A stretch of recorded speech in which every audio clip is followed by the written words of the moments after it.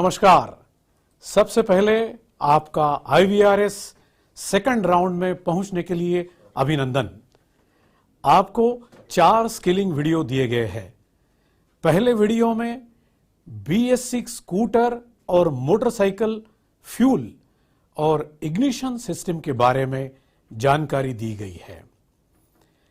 दूसरा video EFI system, जिसे electronic fuel injection system कहते हैं, उसके जो सर्किट डायग्राम्स है उस पर आधारित है, जिसमें महत्वपूर्ण कंपोनेंट्स जैसे कि रिले, फ्यूज, सेंसर तथा एक्चुएटर के बारे में बताया गया है। BS6 इंजन में फॉल्ट डायग्नोसिस और ट्रबल शूटिंग की जानकारी तीसरे और चौथे वीडियो में दी गई है।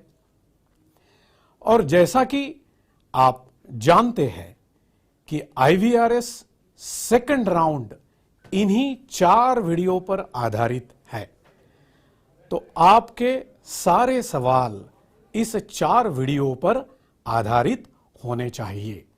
और आखिरी में आपकी अपनी मांग पर आपके लिए एक सरप्राइज है। इसके लिए कृपया अंत तक जुड़े रहिएगा। और आइए, ज्यादा समय न लेते हुए हम आपके सवालों का जवाब तुरंत देना शुरू करते हैं। आपको इस जीत की रेस में हमारी शुभकामनाएं हैं। और ये पहला सवाल हमारे सुपर मैकेनिक ने पूछा है कि सेंसर क्या है। बढ़िया, बेसिक सवाल है और इसकी जानकारी हम सबको होना आवश्यक है। सेंसर का कार्य ECU को सूचना देना है। ECU मतलब इलेक्ट्रॉनिक कंट्रोल यूनिट। यह समझना आसान है, लेकिन ध्यान से सुने कि सेंसर क्या है। सेंसर फिजिकल या भौतिक मापदंडों जैसे तापमान, गति, दबाव आदि को एक इलेक्ट्रिकल सिग्नल में परावर्तित करता है, जो ECU को भेजा जाता है। मतलब सेंसर बाइक या स्कूटर में एक जगह पर लगा रहेगा और वहां से इंफॉर्मेशन भेजेगा, जानकारी भेजेगा ECU को। यह सेंसर का काम है।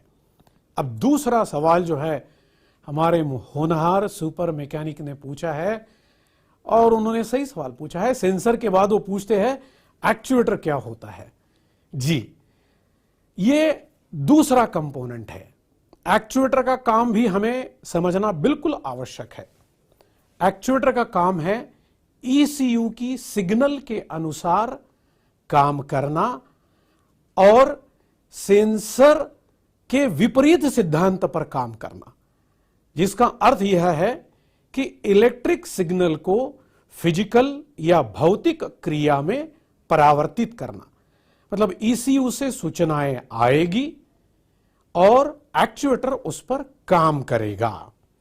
आइए अब हम बढ़ते हैं अगले सवाल की तरफ, और यह है इमिशन सिस्टम पर आधारित। और यह जनाब पूछ रहे हैं कि HC हाइड्रोकार्बन और नाइट्रोजन ऑक्साइड को कम करने के लिए BS6 इंजन के ढांचे में क्या बदलाव किए गए हैं। यह जानना बड़ा आवश्यक है। BS6 इंजन को लेकर एक बेहद अहम सवाल है ये, और इसका जवाब यह है कि BS6 इंजन के ढांचे में HC यानी हाइड्रोकार्बन और नाइट्रोजन के ऑक्साइड कम करने के लिए कॉम्प्रेशन रेशो बढ़ा दिया गया है। मतलब दोस्तों, अभी टॉलरेंस कम हुआ है, तो गास्केट को सही टॉर्क से सब तरफ से टाइट करना पड़ेगा। अब देखते हैं परफॉर्मेंस बाइक के बारे में पूछे गए सवाल को, और ये तो सुपर मैकेनिक ही दिखते हैं। ये पूछते हैं 150 सीसी से बड़े इंजन वाली बाइक में कौन सा इंजन कूलिंग सिस्टम दिया गया है, क्योंकि ये मजबूत इंजन होता है, ज्यादा गर्म होता है, और इसीलिए हमारी जो परंपरागत एयर कूलिंग सिस्टम है वो इसमें काम नहीं करती। लिक्विड और ऑयल कूलिंग सिस्टम जो है यही चलती है। अब अगला सवाल हम देख रहे हैं जो बहुत महत्वपूर्ण है कि BS6 बाइक में आइडलिंग स्पीड क्यों बढ़ा दी गई है। यह सबसे ज्यादा पूछा जाने वाला सवाल है और इसकी तकलीफ हर एक को आती है। दोस्तों, आइडलिंग स्पीड में हाइड्रोकार्बन इमिशन में कमी आई है और इसके पीछे का तकनीकी कारण यह है कि आइडलिंग स्पीड बढ़ने से कैटालिटिक कन्वर्टर और इंजन का तापमान तेजी से बढ़ता है, जिससे हाइड्रोकार्बन इमिशन में कमी आती है। और इसीलिए आपने इस स्पीड को यानी कि आइडलिंग स्पीड को बिल्कुल कम नहीं करना है, उसको जैसे है वैसे ही रखना है। अब देखते हैं अगले सवाल को, और यह पूछा गया है ईवैप सिस्टम के बारे में, और ये बहुत ही जानकार दिखते हैं क्योंकि ये पूछ रहे हैं ईवैप का मतलब क्या होता है। तो दोस्तों, कंट्रोल सिस्टम पहले पेट्रोल टैंक से निकलने वाली वाष्प को टैंक कैप के वॉल द्वारा सीधे वातावरण में छोड़ देता था, लेकिन अभी मतलब BS4 इंजन से ईवैप सिस्टम की वजह से यह प्रदूषण जो है काफी हद तक कम हो गया है, जिससे हाइड्रोकार्बन उत्सर्जन में कमी आई है। तो अब हम देख रहे हैं इस एक इंटरेस्टिंग सवाल को जो हमारे सुपर मैकेनिक पूछते हैं कि ईवैप सिस्टम में, और ये पहले सवाल से जुड़ा हुआ सवाल है, वो पूछते हैं कि ईवैप सिस्टम में purge control valve on off कैसे होता है। बड़ा ही संयोग है कि पहले किसी ने पूछा ईवैप कैसे काम करता है और अभी ये पूछ रहा है पर्ज कंट्रोल वॉल्व कैसे काम करता है। तो दोस्तों, हम यह जानकारी देना चाहेंगे कि ये वॉल्व जो है ईवैप सिस्टम में पेट्रोल की जो भाप होती है या जो वाष्प होता है उसे इंजन के इनटेक मैनिफोल्ड में कंबशन के लिए उपयोग में लाया जाता है, डाला जाता है। यह काम पर्ज वॉल्व करता है जो कि एक सोलेनॉइड की मदद से संचालित होता है। अब हम आगे बढ़ रहे हैं और सवालों पे सवाल आ रहे हैं। आप सभी के सवालों का स्वागत है। अगला सवाल हमारे सुपर मैकेनिक जो कि बड़े जानकार है, ये पूछते हैं कि BS6 बाइक में इंजेक्टर थ्रॉटल बॉडी में नहीं बल्कि इंटेक पोर्ट में होते हैं, इसका क्या कारण है। देखिए, ये अनुभवी लगते हैं, इन्होंने अच्छा काम किया है, इनका अच्छा ऑब्जर्वेशन है और इसीलिए इन्होंने यह सवाल पूछा है। दोस्तों, इंजेक्टर थ्रॉटल बॉडी के बाहर होने का फायदा यह है कि एयर फ्यूल का अच्छा मिश्रण यानी होमोजीनियस और समरूप होता है। इसका कारण यह है कि इंटेक वॉल्व के पास एयर फ्यूल मिक्सचर यानी मिक्सचर तैयार करने से मिश्रण को खराब होने का मौका नहीं मिलता और इसीलिए इस इंजेक्टर की रचना दूसरी जगह पर दी गई है। आपको याद दिला दे दोस्तों कि आपको 4 स्किलिंग वीडियो दिए गए हैं और जैसा कि आप जानते हैं आपका IVRS सेकंड राउंड इन्हीं 4 वीडियो पर आधारित है और अंत में आपकी विशेष मांग पर आधारित एक सरप्राइज है। इसके लिए हमसे जुड़े रहिए और बने रहिएगा। तो ये सवाल अब हम लेना चाहेंगे जो पूछा गया है और ये वर्कशॉप एक्सपर्ट पूछते हैं कि एयर फ्यूल मिक्सचर में पेट्रोल कम होने से भी क्या इमिशन बढ़ता है। बड़ा टेक्निकल सवाल है। जी हां, यह बहुत ही काम का सवाल है। कम पेट्रोल के कारण एयर फ्यूल मिक्सचर को लीन मिक्सचर कहा जाता है। लीन मिक्सचर से नाइट्रोजन के ऑक्साइड यानी कि नॉक्स जो होते हैं इसका इमिशन बढ़ जाता है। और यह भी ध्यान रखें कि यदि एयर फ्यूल मिक्सचर रीच हो जाता है तो नॉक्स और कार्बन मोनोऑक्साइड जो कि दोनों बड़े जहरीले गैस है, दोनों में बढ़ोतरी होगी। इसका मतलब यह है कि एयर फ्यूल मिक्सचर निश्चित होना चाहिए, सटीक होना चाहिए, कम भी नहीं और ज्यादा भी नहीं। और यह महत्वपूर्ण काम EFI सिस्टम करता है, इसीलिए EFI का प्रयोजन इसमें हुआ है। अगला सवाल हमारे सुपर मैकेनिक पूछ रहे हैं कि EFI गाड़ी में उपयोग किए जाने वाले फ्यूल पंप के अंदर क्या क्या पार्ट होते हैं। बड़ा क्यूरियस सवाल है। जी हां, अभी तक इन्होंने पंप खोला नहीं है, इसीलिए ये पूछना चाहते हैं, जानना चाहते हैं। तो दोस्तों, इसमें fuel filter, check valve, pressure regulator, reaction turbine, ये पार्ट है। चेक वाल्व का काम यह है कि पेट्रोल को पंप पर लौटने से रोकना है। यह स्थिति इसीलिए आती है क्योंकि जब इंजेक्टर अचानक बंद हो जाता है तो बैक प्रेशर बनता है और आमतौर पर ईंधन का दबाव 2.5 से 3.5 बार, मतलब हमारी भाषा में 2.5 से 3.5 बार होता है। और प्रेशर रेगुलेटर का कार्य फ्यूल के कॉम्प्रेशन को, प्रेशर को इस निर्धारित सीमा को पार करने से रोकना होता है। इस सीमा के बाहर नहीं जाना चाहिए। Reaction turbine fuel pump motor के सामने लगा होता है। रिएक्शन टरबाइन प्रेशर बनाता है और ध्यान रहे कि यह मोटर 6 से 7 हजार आरपीएम पर घूमती है, इसलिए बहुत बार जब मोटर चलती है तो आवाज आती है। अब अगला बढ़िया सवाल, जानकार सवाल यह है कि क्या ECU हर मॉडल में एक ही जगह पर होता है?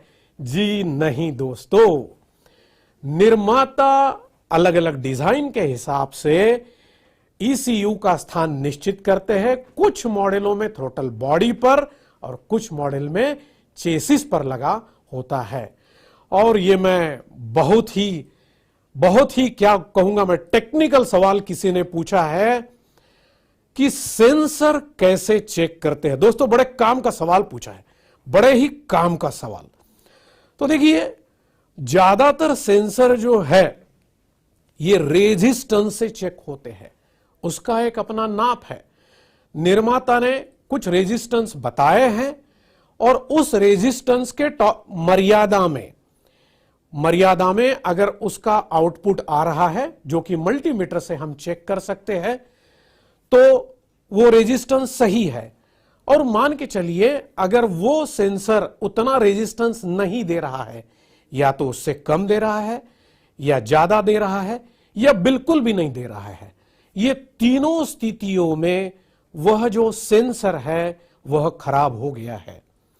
सेंसर रिपेयर नहीं होता, सेंसर जो है रिप्लेस ही करना पड़ता है। तो दोस्तों, इस चीज को आप ध्यान में रखिए। और ये हम देख रहे हैं अगला सवाल हमारे वर्कशॉप एक्सपर्ट, और ये पूछते हैं कि EFI गाड़ियों में मैप, मतलब मैनिफोल्ड एब्सोल्यूट प्रेशर सेंसर नहीं होता। कुछ गाड़ियों में, ऐसा इनका सवाल है। तो ये तो बड़ा पैना ऑब्जर्वेशन है इनका, बड़ा रोचक प्रश्न है और इस सवाल का जवाब हम जरूर देंगे। तो दोस्तों, हमारे सुपर मैकेनिक की बड़ी अच्छी और उपयोगी ऑब्जर्वेशन आज इन सवालों से झलक रही है। सवाल का जवाब यह है, मैप सेंसर यानी मैनिफोल्ड एब्सोल्यूट प्रेशर सेंसर हर EFI गाड़ी में होता है। इस सेंसर का काम फिल्टर के जरिए आने वाली हवा को मापना है, जिससे सटीक एयर फ्यूल मिक्सचर बनाया जा सके। कुछ बाइक मॉडलों में यह दिखाई नहीं देता क्योंकि यह ECU का एक अभिन्न अंग है, यानी ECU के अंदर होते हैं। तो दोस्तों, अब यह प्रैक्टिकल सवाल हमारे अनुभवी मैकेनिक पूछते हैं कि खराब फ्यूल इंजेक्टर को खराब कर सकता है क्या? जी बिल्कुल, आपके सवाल में ही आपका जवाब है जनाब। अगर फ्यूल में फिल्ट्रेशन प्रॉपर नहीं हुआ है, या BS6 का जो फ्यूल है, वो आजकल सभी जगह BS6 का ही फ्यूल उपलब्ध है, लेकिन वो प्रॉपर फिल्टर्ड अगर नहीं है तो इंजेक्टर जो है खराब होने की पूरी संभावना है। हालांकि इंजेक्टर खराब होने के 10 में से 7 चांस केवल खराब फ्यूल के कारण ही होते हैं। तो आप अपने ग्राहकों को इस बारे में जरूर थोड़ा सा उनको ट्रेनिंग देना पड़ेगा, थोड़ा सा उनको समझाना पड़ेगा, और आपको यह जिम्मेदारी आती है कि जितने भी फिल्टर्स है वो फिल्टर बराबर सही अंतराल पर सही समय पर बदली करे, ताकि इंजेक्टर में सही क्वालिटी फ्यूल की जाए और वह खराब ना हो। आइए अब आगे बढ़ते हैं और अगला सवाल मैं देख रहा हूं, BS6 EFI बाइक में एयर फिल्टर बॉक्स पर एक सेंसर दिखाई देता है, यह कौन सा सेंसर है? बराबर, ये जनाब यहां अटके, इसीलिए इन्होंने यह सवाल पूछा। सही सवाल दोस्तों, इस सेंसर का नाम एयर इनटेक टेम्परेचर सेंसर है, जो इंजन में आने वाली हवा के तापमान को मापता है। इससे ECU को पता चलता है कि आने वाली हवा कितनी घनी है, डेंस जिसको हम बोलते हैं। और आप जानते हैं कि हवा जितनी गर्म होगी उतनी ही अधिक फैलती है और कम घनी हो जाती है, उसकी डेंसिटी कम हो जाती है, यानी ऑक्सीजन की कमी। और जब ऑक्सीजन की कमी होगी तो स्टार्टिंग या बाकी इग्निशन कंबशन के सारे जो प्रॉब्लम्स है हम गाड़ी में फेस कर सकते हैं। तो आइए अब हम देख रहे हैं, बाइक के लिए स्पेसिफिक सवाल पूछा है हमारे वर्कशॉप एक्सपर्ट ने कि बाइक के चेसिस पर एक सेंसर लगा है, उस सेंसर का नाम क्या है? हां, यह भी एक नया सेंसर है। बाइक के चेसिस पर लगे सेंसर का नाम रोल ओवर सेंसर है। इस सेंसर का काम वाहन के झुकाव को मापना है। अत्यधिक झुकाव के कारण इंजन को बंद करना आवश्यक है। अगर बाइक कहीं गिर जाती है तो उस स्थिति में इंजन का बंद होना बिल्कुल आवश्यक है, क्योंकि बंद अगर नहीं हुई तो वो सिस्टम को, बाइक को नुकसान दे सकती है। और इस सेंसर का और एक नाम टिल्ट सेंसर भी है। और जब भी ये गाड़ी गिर जाए और यह सेंसर एक्टिवेट होकर गाड़ी को बंद कर देंगे तो उसे दोबारा शुरू करने की एक विधि है, एक प्रक्रिया है। बहुत से वाहन निर्माता ने यह प्रक्रिया ऐसी बताई है कि इग्निशन स्विच को 2 बार चालू और 2 बार बंद करें। यह साइकिल अगर हम कर लेंगे तो यह जो रोल ओवर सेंसर है यह फिर से इंजन को स्टार्ट कर देगा, और इसको बैंक एंगल सेंसर इस नाम से भी जाना जाता है, यह आप ध्यान में रखिए। और यह मैं अगला सवाल देख रहा हूं ऑक्सीजन से संबंधित, कि अगर ऑक्सीजन सेंसर फॉल्टी है तो क्या होगा? दोस्तों, ऑक्सीजन सेंसर अगर फॉल्टी है तो आइडलिंग स्पीड जो है उसमें समस्या होगी, इंजन पावर में समस्या होगी, पिकअप में समस्या होगी, और यह सेंसर जो है एग्जॉस्ट में रहता है तो इमिशन में तो समस्या होनी ही होनी है। मतलब अगर गाड़ी का PUC बिगड़ने का काम अगर कोई कर रहा है तो वो यह ऑक्सीजन सेंसर कर रहा है। ये अगर खराब हो गया तो ये तीनों चारों परिमाण जो है गाड़ी के, इसमें समस्याएं बढ़ सकती है। आइए अगला सवाल हम ले रहे हैं जो सेंसर के बारे में है, और ये मैं बोलूंगा ये बहुत ही कीमती सवाल है। इन्होंने पूछा है कि मैग्नेटो में रोटर पर कौन सा सेंसर लगा होता है? इस सेंसर का नाम क्रैंक पोजीशन सेंसर है। यह इकलौता सेंसर ऐसा है दोस्तों, अगर यह बिगड़ गया तो गाड़ी शुरू नहीं होगी। यह 2 काम करता है। एक तो ECU को इंजन RPM की सूचना प्रदान करता है, जो चालक को सूचित करने के लिए क्लस्टर में स्पीडोमीटर द्वारा प्रदर्शित किया जाता है। यह हो गया काम नंबर 1। काम नंबर 2, ईसीयू को पिस्टन की स्थिति की भी सूचना देता है, जिससे ईसीयू इग्निशन और इंजेक्शन का अपना समय निर्धारित करता है। मतलब ये जो टाइमिंग का काम करने वाला सेंसर है वो यही सेंसर है। मैं आपको दोबारा बताता हूं कि ये सेंसर अगर खराब हो गया तो गाड़ी शुरू नहीं होगी। आइए अब हम अगला सवाल ले रहे हैं। इंजन अगर ओवरहीट हो गया तो उसके क्या कारण हो सकते हैं? बिल्कुल, हमारे अनुभवी मैकेनिक ने पूछा है कि इंजन अगर ओवरहीट हो गया तो उसके क्या कारण हो सकते हैं। तो दोस्तों, इंजन ओवरहीटिंग में सबसे महत्वपूर्ण रोल थ्रोटल बॉडी का जो आइडल कंट्रोल वॉल्व है उसके सेटिंग पर निर्भर करता है। क्योंकि अगर ज्यादा फ्यूल जा रहा है या फ्यूल का कंबशन प्रॉपर नहीं हो रहा है, वो सारी स्थिति में या इंजन के कूलिंग के भी बारे में अगर कहीं कोई समस्या है तो ये दोनों तीनों वजह के कारण इंजन ओवरहीटिंग की समस्या हमें झेलनी पड़ेगी और ग्राहक को इसका समाधान हमें करके देना पड़ेगा।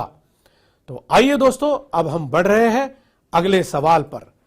और यह सवाल हमारे वर्कशॉप एक्सपर्ट ने पूछा है कि फॉल्ट कोड के बारे में बताएं कि ब्लिंक कोड क्या होता है।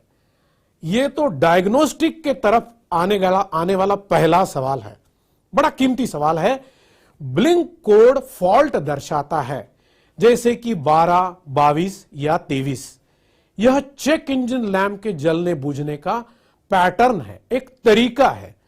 यह जलना बुझना 3 प्रकार से होता है। पहला, फास्ट ब्लिंक, मतलब दोनों ब्लिंक के बीच में अंतराल कम रहेगा। दूसरा, मीडियम ब्लिंक, थोड़ा अंतराल, थोड़ा इंटरवल ज्यादा रहेगा। और तीसरा जो है स्लो ब्लिंक, मतलब 2 ब्लिंक के बीच में जो गैप है वह थोड़ी ज्यादा रहेगी। इसी ब्लिंक से कोड बनते हैं। अब अगर उदाहरण के लिए 23 यह कोड हमें पढ़ना है तो वो कैसे आएगा? तो 23 में 2 अंक है। 23 में पहला 2 और उसके पीछे 3 है, तो 2 बार ब्लिंक होगा एक अंतर में और फिर एक गैप आएगी, मीडियम ब्लिंक। और उस मीडियम ब्लिंक के बाद में 3 बार वो जो लाइट है वह ब्लिंक होगा। मतलब पहले 2 बार और बाद में 3 बार। तो हमें 2 और 3 यह अंक समझकर ब्लिंक कोड 23 है यह समझना है, और 23 के हिसाब से फॉल्ट ध्यान में रखकर हम उसका रिपेयरिंग करना शुरू करेंगे। तो आइए दोस्तों, अब अगला सवाल हम लेते हैं कि BS6 बाइक में कितने सेंसर्स होते हैं। जी हां भाई, सेंसर गिन गिन के और समझ समझ के हम थोड़े से परेशान हो रहे हैं, और इसीलिए आखिर में यह सवाल पूछा है कि ऐसे कितने सेंसर होते हैं। तो दोस्तों, लगभग 7 सेंसर जो है होते हैं। और हमारी भाषा में मोटा मोटी अगर हम नाम ले तो इंजन टेम्परेचर सेंसर है, थ्रोटल पोजीशन सेंसर है, मैप यानी कि manifold absolute pressure sensor, bank angle sensor या टिल्ट सेंसर या रोल ओवर सेंसर, तीनों एक ही है। ऑक्सीजन सेंसर, ऑक्सीजन सेंसर कुछ गाड़ियों में 2 प्रकार के भी, मतलब 2 सेंसर भी आ रहे हैं। एक कैटालिटिक कन्वर्टर के पहले आ रहा है और दूसरा कैटालिटिक कन्वर्टर के बाद में। और सबसे महत्वपूर्ण क्रैंकशाफ्ट पोजीशन सेंसर। तो ऐसे 7 सेंसर जो है लगभग सभी BS6 गाड़ियों में फिट होके आ रहे हैं। आइए, अगला सवाल पूछा है हमारे इंटेलिजेंट, जी हां, क्योंकि सवाल थोड़ा सा इन डेप्थ है, बिल्कुल इन डेप्थ सवाल है। और यह पूछता है कि कुछ DTC U अक्षर से शुरू होते हैं, इसका मतलब क्या है? तो दोस्तों, DTC मतलब diagnostic trouble code. Diagnostic trouble code. यह कोड अक्षरों और संख्याओं से बना है, जैसे कि P0212। अब इसके 4 प्रकार हैं। P से शुरू होने वाले, C से शुरू होने वाले, और U से शुरू होने वाले, और B से। 4 प्रकार। और जिस लेटर से शुरू होगा वह गाड़ी का जो संबंधित फॉल्ट है उसका निर्देश करता है। जैसे कि P से पावर या ट्रांसमिशन, C से चेसिस यानी कि ABS या anti skid braking system, U से जो शुरू होने वाले कोड है वह कैन नेटवर्क से संबंधित फॉल्ट के होते हैं, और B से शुरू होने वाले जो कोड है वह बॉडी से संबंधित फॉल्ट के होते हैं। मैं दोबारा दोहराता हूं, P मतलब इंजन या ट्रांसमिशन, C मतलब चेसिस, U कैन सिस्टम, और आखिर का B मतलब बॉडी के। तो आइए हम अगले सवाल की तरफ बढ़ रहे हैं, और यह सवाल हमें यह पूछ रहा है कि गाड़ी में फॉल्ट ठीक करने के बाद भी चेक इंजन लैंप जलता है, तो इसका क्या करे भाई? बिल्कुल क्या करे? फॉल्ट तो आपने रिपेयर कर दिया, लेकिन फिर भी अब यह लैंप जल रहा है। तो दोस्तों BS6 गाड़ियों में ECU के मेमोरी से यह फॉल्ट इरेज करना पड़ता है या हटाना पड़ता है, नहीं तो गाड़ी तो चलेगी लेकिन चेक इंजन लैंप जो है वह जलता ही रहेगा। मतलब ग्राहक आपके पास आएगा और बोलेगा भाई गाड़ी तो ठीक चल रही है लेकिन ये लाइट का क्या करें? तो दोस्तों इसे ड्राइविंग साइकिल कहते हैं। ड्राइविंग साइकिल में इग्निशन ऑन करना, ऑफ करना, इंजन चालू करना, इंजन ऑफ करना, इस तरह का सीक्वेंस होता है। और इसको एक तरीके से अगर हम अमल करें एक क्रम में, तो वाहनों में से यह जो लाइट जल रहा है यह चला जा सकता है, और डायग्नोस्टिक स्कैनर से भी DTC कोड को मिटाया जा सकता है। तो आइए अब हम अगला सवाल लेते हैं, और यहां पर हम देख रहे हैं अनुभवी मैकेनिक, जानकार मैकेनिक हमें यह पूछ रहे हैं कि इग्निशन की अगर एक बार शुरू करे और बंद करे तो कितना पेट्रोल आगे बढ़ाया जाएगा, या पेट्रोल टंकी के अंदर जो पंप है वह कितने क्वांटिटी में फ्यूल डिलीवर करेगा। तो यह बड़ा गाढ़ा सवाल पूछा है। मैं इसके लिए इनका धन्यवाद अदा करना चाहता हूं, क्योंकि इस सवाल के जवाब के कारण बहुत सारे अपने जो सुपर मैकेनिक है उनको बड़ी मदद होगी स्टार्टिंग ट्रबल को दुरुस्त करने में। तो दोस्तों लगभग 45 ml की जो क्वांटिटी है, इतनी क्वांटिटी एक बार अगर हम इग्निशन स्विच ऑन और ऑफ करें तो पंप के माध्यम से डिलीवर होनी चाहिए। यह ध्यान में रखिएगा। आइए अब हम अगला सवाल लेते हैं, और जो कि डायग्नोस्टिक स्कैनर के बारे में है। तो इन्होंने इन्वेस्टमेंट किया है। देखिए हमारे ये साथी पूछ रहे हैं, मैंने एक डायग्नोस्टिक स्कैनर खरीदा है, इसे बाइक से जोड़ने से पहले क्या सावधानियां बरतनी चाहिए? डायग्नोस्टिक स्कैनर बड़ा महंगा होता है और उसके कारण इसकी केयर लेना हमारे लिए बड़ा आवश्यक है। तो दोस्तों डायग्नोस्टिक स्कैनर, इसमें अगर हमने इन्वेस्टमेंट किया है तो इस स्कैनर की सुरक्षा के बारे में हमें जानकारी रखना बिल्कुल अत्यावश्यक है।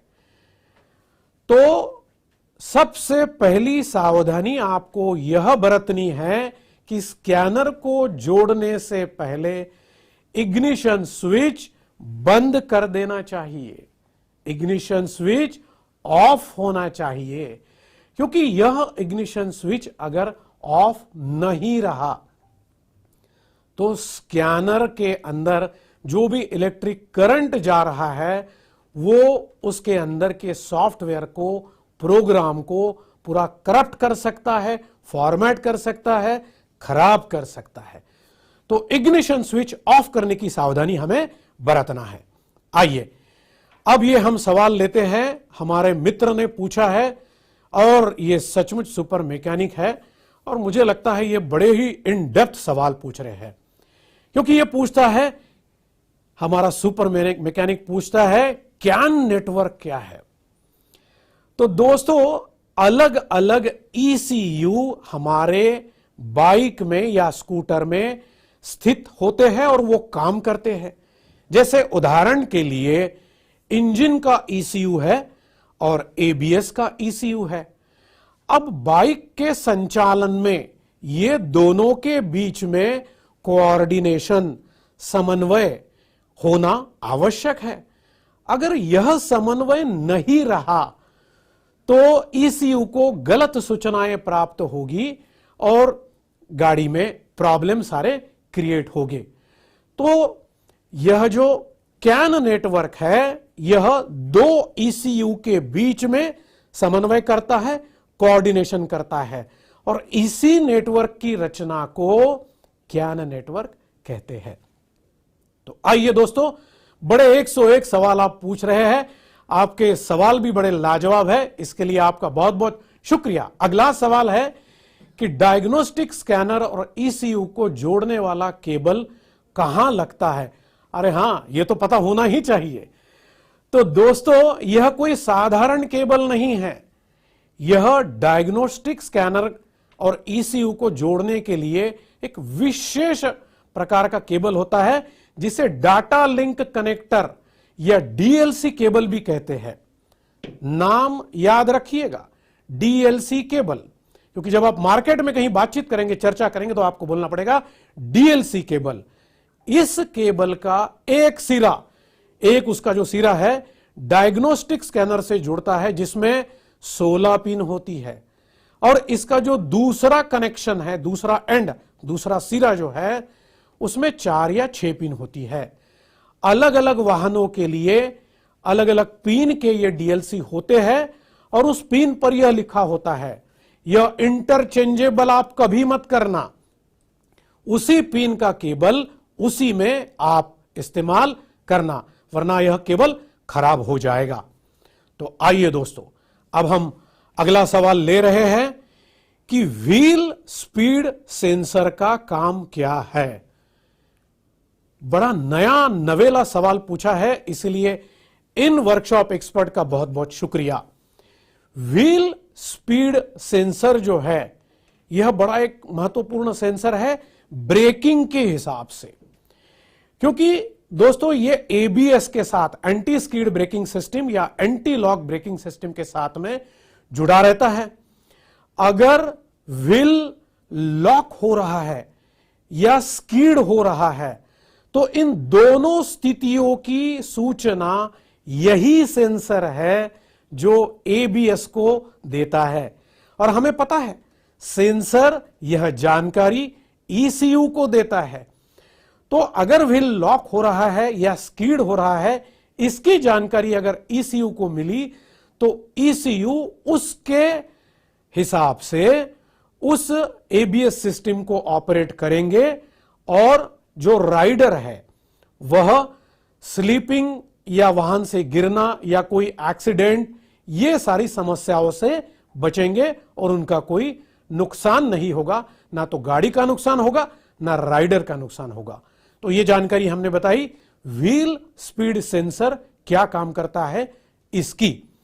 अगला सवाल मैं देख रहा हूं कि हार्ड कंप्रेशन का प्रॉब्लम हमारे मैकेनिक जो है, सुपर मैकेनिक, ये अनुभव कर रहे हैं। तो दोस्तों यह स्पेसिफिक प्रॉब्लम है, यह जो स्पेसिफिक प्रॉब्लम है इन्होंने पूछा है रॉयल एनफील्ड से संबंधित है। तो दोस्तों रॉयल एनफील्ड मॉडल में अगर डीकॉम्प्रेसर फॉल्टी है तो यह जो हार्ड कंप्रेशन का प्रॉब्लम है इसका अनुभव आप कर सकते हैं। तो आपको कंप्रेसर बदली करना पड़ेगा, डीकॉम्प्रेसर बदली करना पड़ेगा, तभी इस समस्या से आप निजात पाएंगे। तो चलते हैं अगले सवाल की तरफ और यह अगला सवाल मैं देख रहा हूं जो ब्लिंक कोड से संबंधित है, इसका जवाब हमने दिया था। और ये हमारे दूसरे जनाब पूछ रहे हैं ब्लिंक कोड शुरू करने की प्रक्रिया बताइए। बढ़िया। तो दोस्तों, चेक इंजन लैंप आने के बाद ब्लिंक कोड कभी भी अपने आप शुरू नहीं होता है, ध्यान में रखिए। उसको शुरू करने के लिए एक प्रक्रिया का, एक प्रोसीजर का, एक प्रोसेस का पालन करना पड़ता है। कुछ वाहनों में ब्लिंक कोड के लिए शॉर्ट पिन मेथड का इस्तेमाल किया जाता है। तो आइए समझते हैं शॉर्ट पिन मेथड। और इस वाहन में जो वायरिंग हार्नेस होती है जिसमें यह शॉर्ट पिन मेथड का इस्तेमाल होता है, उसमें एक सिंगल पिन कपलर होता है। खुले सॉकेट में वायर का एक सिरा डालने के बाद और दूसरा सिरा गाड़ी के बॉडी को टच करने के बाद में एमाइल ब्लिंक करना शुरू कर देगा। तो जब ब्लिंक कोड ये शुरू हो जाएगा तो हमने देखा था किस तरीके से उसको गिनना है। अब हम दूसरा तरीका जो है वह देखते हैं। इसे मैन्युअल एरर चेक मेथड भी कहते हैं।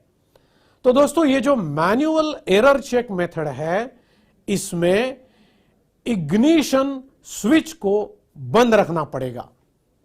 मैं दोबारा बोल रहा हूं, इग्निशन स्विच को बंद रखना पड़ेगा, क्विल स्विच जो है ऑन करना पड़ेगा, थ्रोटल को पूरी तरह से खोले, थ्रोटल को पूरी तरह से खोले और फिर इग्निशन स्विच ऑन करें। 3 सेकंड तक प्रतीक्षा करना है, 3 सेकंड तक प्रतीक्षा करना है। उसके बाद क्लच लीवर को दबाइएगा और फिर रिलीज कीजिए। इस प्रक्रिया से ब्लिंक कोड मोड सक्रिय हो जाएगा।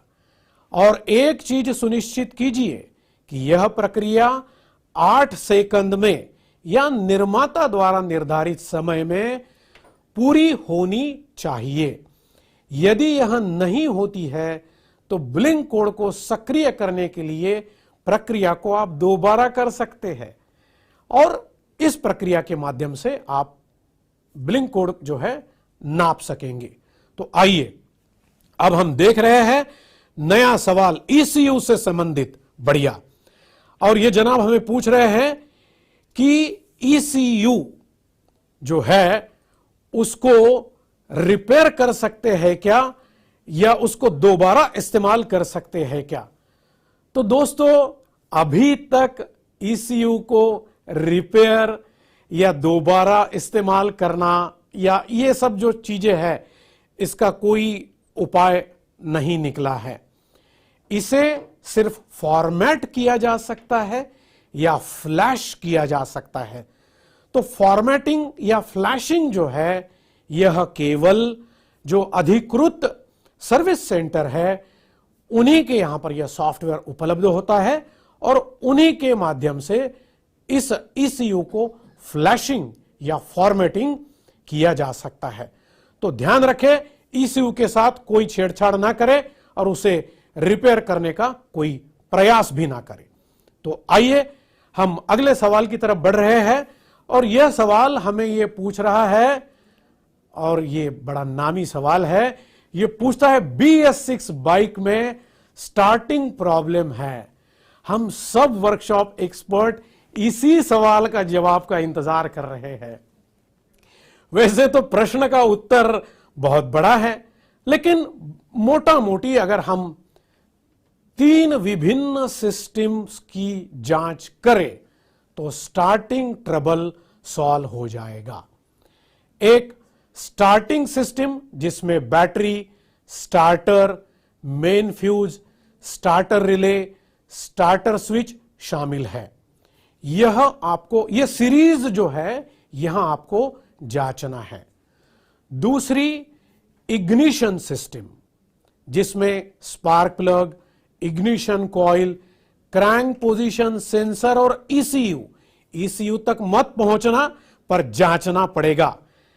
और तीसरे सिस्टम जो है जिसमें fuel pump, fuel injector, sensor और ईसीयू भी शामिल है। तो अगर आप ये तीनों सिस्टम को चेक करेंगे तो स्टार्टिंग ट्रबल जहां कहीं भी है वह ट्रैक हो जाएगा। और इस बात का ध्यान रखें कि अगर साइड स्टैंड स्विच या बैंक एंगल सेंसर स्विच बंद है तो बाइक स्टार्ट नहीं होगी। तो दोस्तों अब हम अगला सवाल ले रहे हैं कि जी सर अभी वक्त आ गया है आपके जो सरप्राइज है उसको खोलने का। आप सब लोग जिस चीज का इंतजार कर रहे थे वह अब आपके मोबाइल स्क्रीन पर आ गई है। तो देखिए अब आपने पढ़ लिया इलेक्ट्रिकल व्हीकल, बाइक्स और कार। कैस्ट्रॉल सुपर मैकेनिक के लिए बहुत बार यह सवाल आपने हमें पूछा और यह सरप्राइज जो है अब आपके मोबाइल स्क्रीन पर है। तो दोस्तों आइए इसके बारे में आगे बढ़ते हैं। शुरुआत में अगर आप जानना चाहेंगे कि इलेक्ट्रिकल व्हीकल क्या है, तो इलेक्ट्रिकल व्हीकल इलेक्ट्रिसिटी द्वारा संचालित इलेक्ट्रिक मोटर के माध्यम से चलने वाला स्वयंचलित माध्यम मतलब टू व्हीलर है। एक बिजली और बैटरी ये दोनों के कॉम्बिनेशन से ये पूरे व्हीकल की संचालित प्रणाली चलती है और बैटरी द्वारा आपूर्ति की जाने वाली यह बिजली जो है एक कंट्रोल यूनिट के माध्यम से एक मोटर से जुड़ी होती है और मोटर पहियों को घुमाती है। इसीलिए वाहन केवल इलेक्ट्रिक पावर द्वारा संचालित होता है जिसे इलेक्ट्रिक व्हीकल कहा जाता है। इलेक्ट्रिक व्हीकल क्यों? तो पर्यावरण को नियंत्रण में रखने के लिए और रिन्यूएबल एनर्जी का उपयोग करने के लिए इलेक्ट्रिक व्हीकल जो है यह भारत में और सभी देशों में लाया गया है। अब हम बढ़ रहे हैं गवर्नमेंट के जो इनिशिएटिव्स है उसकी तरफ। तो दोस्तों गवर्नमेंट ने जीरो आरटीओ रजिस्ट्रेशन फीस या टू व्हीलर पर छूट ऐसे कुछ राज्यों ने और केंद्र ने भी जो सड़क परिवहन मंत्रालय है उन्होंने यह निर्देश दिया है कि वाहन के नवीनीकरण से छूट के लिए अधिसूचना उन्होंने जारी की है। तो जो अगली स्लाइड हम देख रहे हैं उसमें हम देखेंगे इसका अर्थशास्त्र क्या है। तो दोस्तों आईसी इंजन की तुलना में 5 वर्षों के लिए रनिंग कॉस्ट 54% बचती है और अगर हम कार्बन मोनोऑक्साइड की बात करें तो 1.9 मीट्रिक टन जो है यह कार्बन मोनोऑक्साइड भी इसमें बचत होती है। आइए अब हम आगे बढ़ रहे हैं और अगली स्लाइड में हम देख रहे हैं कि टू व्हीलर के नए नए जो प्लेयर है वाहन निर्माता है इस इंडस्ट्री में आए हैं और ये सभी नाम आपके मोबाइल स्क्रीन पर आपको दिख रहे हैं जिसमें पियाजियो है, अथर है, एवान मोटर्स है। तो ये तो टू व्हीलर है। अगली स्लाइड में आपको यह भी दिखने को मिलेगा कि कार के जो वाहन निर्माता है वो भी इलेक्ट्रिक कार लेकर मार्केट में आए हैं और यहां पर आप देखेंगे हिंदुस्तान में बनाने वाले हर कार वाहन निर्माता ने अपना एक इलेक्ट्रिक वाहन का मॉडल लॉन्च किया है। तो आइए अब हम देखते हैं कि इलेक्ट्रिक व्हीकल पर सर्विस के लिए क्या गुंजाइश है, मतलब सर्विस गैप क्या है। तो दोस्तों यही हमारा मुख्य काम है और ये हमारे लिए बड़े ही बिजनेस ग्रोथ की अपॉर्चुनिटी है कि इन वाहनों के सर्विसिंग करते समय आवश्यकता होती है कि 30 से 40% सर्विस मेंटेनेंस जो है वह कॉमन है आईसी इंजन की तुलना में। पावर ट्रेन सर्विस का प्रशिक्षण आवश्यक है और पीरियडिक सर्विस जो है 90% समान है जिसमें कोई बदलाव नहीं है। आइए अब हम आगे बढ़ते हैं और इलेक्ट्रिक व्हीकल पर अगर काम करना है तो क्या सावधानियां हमें बरतनी चाहिए। अतिरिक्त सुरक्षा प्रोटोकॉल हमें देखना पड़ेगा, पर्सनल सुरक्षा भी ध्यान में रखनी पड़ेगी और विशेष उपकरणों का प्रयोग करना पड़ेगा और उच्च वोल्टेज में काम करने के लिए जितनी भी सावधानियां हैं वह हमें बरतनी पड़ेगी। आइए अगली स्लाइड में आपको यह दिखेगा कि 10.60 वोल्ट से अधिक का उत्पादन करने में सक्षम वाहन जो है वही उच्च वोल्टेज कनेक्शन में विद्युत केबल पॉजिटिव और निगेटिव, जो कि एक चमकीले ऑरेंज कलर के सर्किट में होते हैं, उसका भी हमें आकलन करना पड़ेगा। अगली स्लाइड में हम यह देखेंगे कि मल्टीमीटर से जैसे हम BS6 चेक कर रहे हैं, वैसे इलेक्ट्रिक इसके जो वाहन हैं वो हम कैसे उसको चेक कर सकते हैं। तो अगली स्लाइड जो सुरक्षा से संबंधित है, हैंड ग्लोव्स, आपको हैंड ग्लोव्स से ही हरदम काम करना पड़ेगा और बाकी भी जो सुरक्षा के नियम है उसे संभालना पड़ेगा। 600 से 1000 वोल्ट रेटिंग में जो मल्टीमीटर आता है उसी के माध्यम से हम इन गाड़ियों को चेक कर सकते हैं। और हमेशा याद रहे कि आपको 1000 volt rated CAT third grade के मल्टीमीटर का उपयोग ही करना चाहिए। और जो विशेष उपकरण हैं उनको भी आपको खरीदना पड़ेगा, मेंटेन करना पड़ेगा और कुछ नए ट्रेनिंग्स आपको लेना पड़ेगा। तो दोस्तों ध्यान रहे, इलेक्ट्रिक व्हीकल जो है यह आपको एक नया व्यवसाय, नया उद्योग, नई ग्रोथ दे सकते हैं। आइए मैं आपका ध्यान खींचना चाहता हूं कि IVRS सेकंड राउंड में इलेक्ट्रिक व्हीकल पर कोई सवाल नहीं होगा। एक बार आपसे फिर निवेदन है कि आप चारों स्किलिंग वीडियो अच्छे से देखें और जीत की तैयारी करें। हम आपको कैस्ट्रॉल सुपर मैकेनिक प्रतियोगिता में आगे बढ़ने के लिए शुभकामनाएं देते हैं और इस लाइव डाउट क्लियरिंग सत्र को यहां पर समाप्त करते हैं। आपका बहुत बहुत धन्यवाद।